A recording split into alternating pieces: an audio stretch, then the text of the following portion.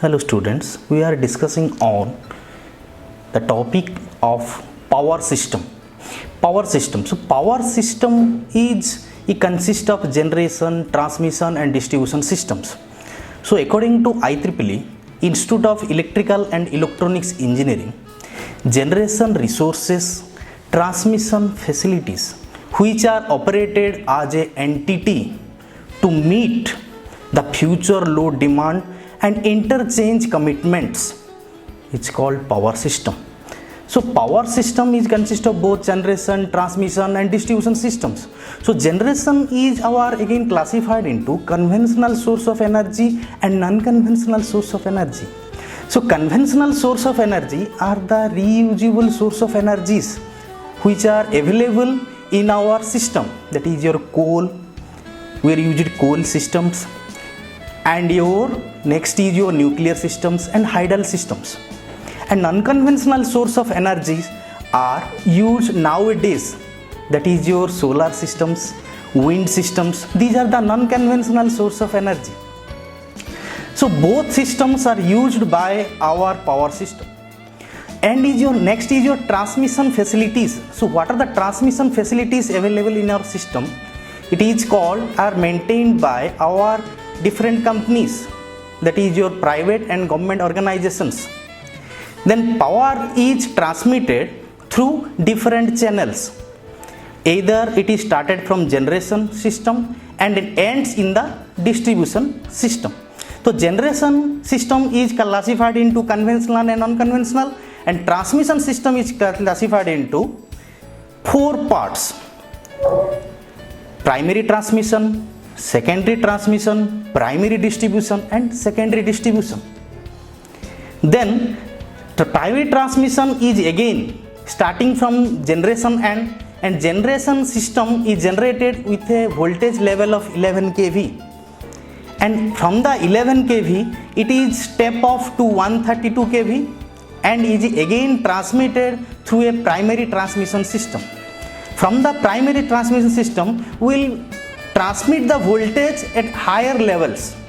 If you transmit the voltage at higher levels, so what happens? The power loss is minimized.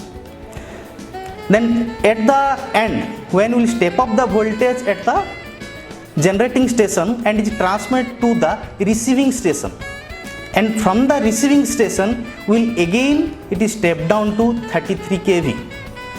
From 33 kV it is again transmitted to your corresponding substation, and it is voltage level decreases to either 33 kV or 11 kV.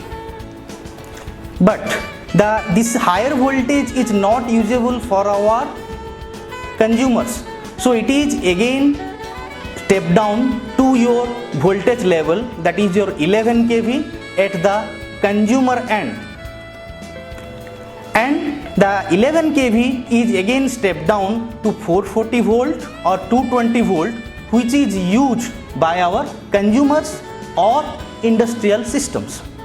So mainly distribution systems is the part of the power system which is used for consumer end. So distribution system is supplied through our various companies. It is maintained by DISCOMs. So distribution companies are classified based on deregulation. So the deregulation, what is deregulation? So deregulation is the system which divides our complete power system into 3 parts. It is generation, transmission and distribution, and it is completely maintained by the different companies and different entities by different organizations. So the distribution system again classified into 3 types: radial system, next is your ringmain system and interconnected system. So radial system is our starting from here, this is our substation, and one feeder is starting from substation to our consumer ends. This is our feeder. The single feeder is starting from substation to the consumer end. Then these feeders are again classified into the distributors DI, ST, RI, BU, TOR. Distributors. So these distributors are used to transfer electricity to the consumer end. So from the total this introduction to power system, we conclude that generation, transmission and distribution systems are used for the consumer end with the stepping procedures. Thank you.